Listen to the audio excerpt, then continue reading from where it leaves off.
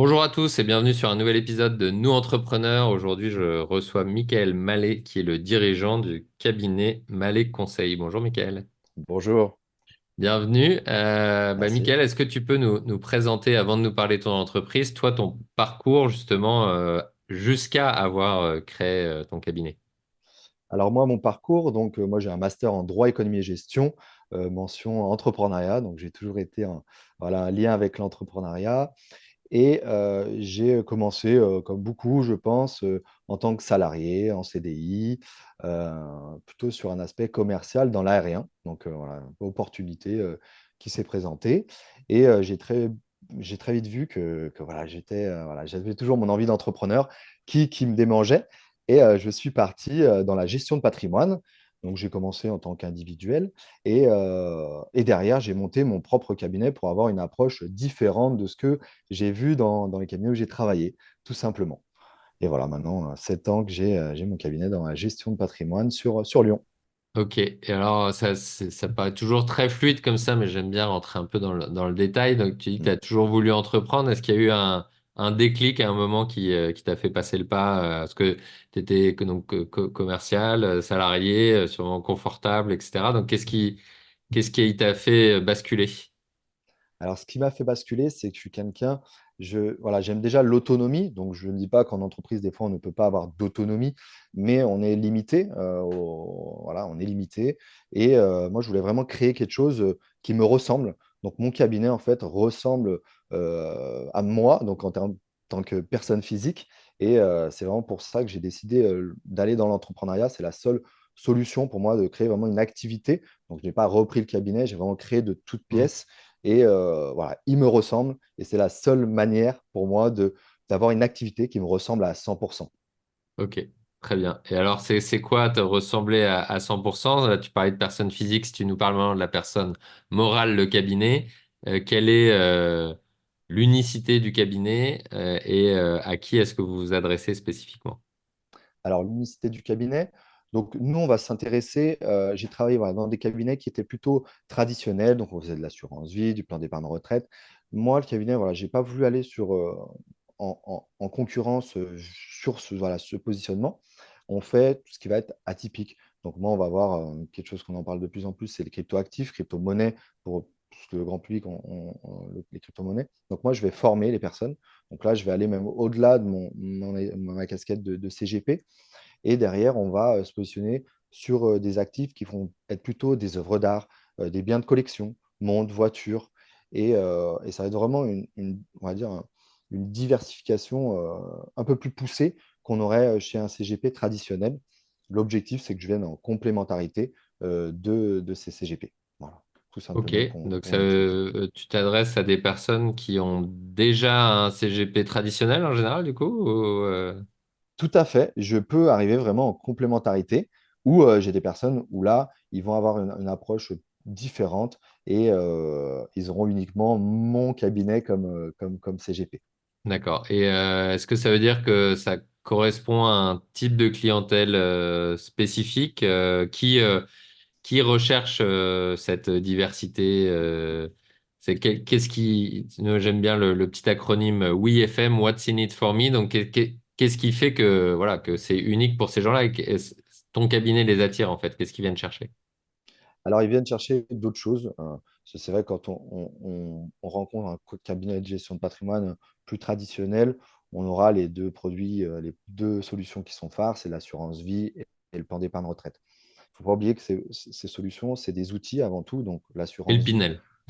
voilà, et le Pinel. Voilà, pour caricaturer, c'est vrai qu'on a vraiment ces trois solutions. Euh, voilà, on les connaît. Si vraiment il faut les faire, on sait les faire, mais ce n'est pas du tout l'objectif du cabinet. Euh, c'est vraiment voilà, des profils qui vont avoir envie de diversifier et avoir aussi un investissement plutôt plaisir au final. Parce que quand on investit sur une œuvre d'art, on connaît l'œuvre d'art, euh, on est vraiment sur une autre approche. En plus, on regroupe des clients sur ces œuvres d'art. Donc, ça fait avoir des tickets d'entrée qui sont à partir de 20 000 euros. Donc, on ne va pas non plus être sur des montants stratosphériques où on serait sur 1, 2 millions, parce que c'est le montant des œuvres Hmm. voilà, globales. Mais ça a pour voilà, vraiment une approche plaisir. On investit aussi sur une montre de collection, une voiture de collection. On va vraiment avoir un placement qui va être plaisir. On va pouvoir en parler quand on investit sur un Pinel. Tout de suite, on est un petit peu moins attaché à son Pinel. Je l'ai fait, on a fait des Pinels pour des clients. La plupart des clients ne vont même pas sur les livraisons des logements. Donc, on a vraiment une approche différente. On peut faire bien sûr du monument historique, tout ce qui va être classé. Là, oui, j'ai des clients qui vont aimer la belle pierre, parce qu'on a quand même une partie immobilière. Euh, Ils vont aimer la belle pierre, ils vont aller voir et ils vont être entre guillemets, contents d'avoir fait leur investissement. Ils vont avoir une réduction d'impôt sur l'immobilier classé, mais pas que. Ils vont vraiment avoir voilà, un plaisir à investir. Et je pense qu'il y a des actifs où on peut se faire plaisir et en ayant de la rentabilité. Quand je parle de l'œuvre d'art, parce que c'est quelque chose qui explose et qui est assez peu commun au final sur du regroupement de clients. Et bah, au final, on a des rendements. Là, on a deux œuvres qui sont sorties, là, qui ont été revendues parce qu'on fait de l'achat-revente sur les œuvres d'art. On ne va pas louer l'œuvre ou autre, on va faire de l'achat-revente de un mois jusqu'à 3 mois, on va garder l'œuvre d'art. Et on a des rendements, au bout de 4 mois, on a eu plus de 100% de rendement. On a eu une autre œuvre en un mois et demi, on a fait plus de 40%. On a vraiment des super bons, voilà, des super bons rendements. Et c'est ça, voilà, on peut aller ailleurs, faire autre chose et se dire, voilà, c'est toujours sympa aussi d'être. Si on aime bien sûr les œuvres d'art, c'est toujours sympa d'aller sur ce type d'actifs. Il y en a d'autres. Euh, voilà, je parlerai pendant des heures autrement si je, voilà, si je parlerai de toutes les solutions d'investissement qu'on propose. Ouais. Voilà, j'appuie sur des choses qui sont parlants pour un grand nombre de personnes. Et on connaît, en tout cas, même si on n'est pas expert, la plupart des personnes, on connaît les œuvres d'art, on voit le marché, on a toujours. C'est un marché qui est ancien aussi. On n'est pas sur un marché qui est nouveau, comme les crypto-monnaies, par exemple. Ça a plus de 10 ans, mais on reste quand même sur un marché qui est nouveau. Euh, donc voilà, pas mal d'actifs et on Ok. peut se faire plaisir en investissement. 600. Très bien. Et alors, est-ce que tu peux nous partager une croyance qui circule sur ton métier afin de faire monter en compétence notre auditoire sur ton métier? Alors oui, notre métier est souvent, on va dire, associé à la gestion de fortune plutôt, où on va être sur des millions en actifs, mais c'est vrai que c'est complètement erroné. On a ouvert le marché, il y a quelques années, c'était différent. Maintenant, on s'ouvre à beaucoup de portefeuilles, on peut commencer vraiment à des sommes comme 5 000, 10 000 euros. Je vais avoir des clients, et bien sûr des clients en millions d'euros, mais on peut commencer avec des sommes de 5 à 10 000 euros en termes de Ok, placement. très Aucun bien. problème. L'objectif, c'est de commencer. Voilà. Ouais. Et alors, est-ce que, enfin, quelle est la dynamique de ton secteur en ce moment? Est-ce que vous avez voilà, il y a pas mal d'événements macroéconomiques depuis quelques années. Est-ce que, voilà, est-ce que ça impacte ton secteur? Comment est-ce que se situe ton cabinet là-dedans? Voilà, comment vous vous adaptez à ces différentes tendances? C'est ça, tu as dit un mot qui est très très important, c'est l'adaptabilité. Ça, c'est vrai que pour tout dirigeant et pour toute entreprise, même voilà, pour mon cabinet, il faut être adaptable. Nous, on a été bien sûr impacté par les taux d'intérêt. On a quand même un lien avec l'immobilier. C'est dur de faire de la gestion de patrimoine sans parler d'immobilier, bien sûr. Mhm. Donc ça, faut le dire, on a toujours une partie immobilière. Ça reste tangible, ça sera toujours présent dans énormément d'années. Euh, mais oui, on a été impacté par le taux d'usure, qui est différent du taux d'intérêt, sur bien sûr des dossiers clients qui n'ont pas pu faire leur projet. Là, ça se tend à s'améliorer en 2024, mais c'est vrai qu'en 2022-2023, on a eu des problématiques sur des dossiers. Au final, ils seront reportés sur 2024, mais ils n'ont pas pu faire leur projet parce qu'on avait ce fameux taux d'usure Ouais. et ce taux d'intérêt qui était trop élevé, qui est toujours un petit peu élevé, qui commence à descendre. Donc, ça va vraiment être sur cette approche-là. Après, sur toute l'autre partie, les œuvres d'art, les montres de collection, les voitures de collection, au contraire, ça a renforcé les positions parce qu'on avait une inflation qui était forte. Donc, ce type d'actifs prennent de la valeur avec l'inflation. Euh, tout ce qui était cryptoactif, pareil, on a vu l'explosion des cours pour ceux qui ont regardé. On a vraiment un marché qui explose, même si aujourd'hui on est dans le rouge. On a des courbes qui, quand on les regarde avec un peu plus de longueur, elles sont très belles. Et bien sûr, j'ai mon autre activité, je n'en ai pas parlé, sur Bali. Donc là, pareil, on est en plein boom. L'activité est complètement différente. mais impacté par les taux d'intérêt sur l'aspect immobilier en France. Voilà. Ok. Alors, tu as une équipe. Quelle est ton ambition pour ton cabinet? Qu'est-ce que devient dans quelques années le cabinet Mallet Conseil? Alors, dans quelques années, donc on est en plein développement. Je recrute sur Lyon des conseillers en gestion de patrimoine. Voilà, il faudra au moins 3 personnes sur Lyon. Et on aura une deuxième entité sur Paris avec 3 personnes également, en conseiller en gestion de patrimoine, plus un responsable. Parce que c'est vrai qu'on a une emprise, en tout cas sur le national pour le cabinet, on est sur Lyon et Paris. On a une approche clientèle qui est un petit peu différente parce que, voilà, un petit peu différente sur les clients. Euh, mais oui, ça serait un développement, avoir plus de conseillers pour le cabinet pour pouvoir répondre à la demande de nos clients. Ok, très bien. Qu'est-ce que ça va changer dans ton quotidien, ton métier d'entrepreneur, d'avoir voilà, deux équipes potentiellement, de se développer comme ça, un manager, dont un manager, etc. Comment est-ce que tu vois l'évolution de ton métier d'entrepreneur? Alors moi, c'est vrai que je suis quand même quelqu'un de terrain. Euh, je vais être un petit peu moins sur le terrain ou plus pour aiguiller et aider mes conseillers à performer, à trouver voilà, comment faire ce métier et bien faire ce métier surtout. Donc, je vais prendre de la hauteur et ça va vraiment être une approche différente. Je vais plus prendre une étiquette, une casquette d'entrepreneur et oui, de manager et un peu moins de CGP, même si je l'aurai toujours en moi parce que je suis un grand investisseur aussi à mes temps libres. Mais oui, donc on va avoir une restructuration de mon métier qui va être différent.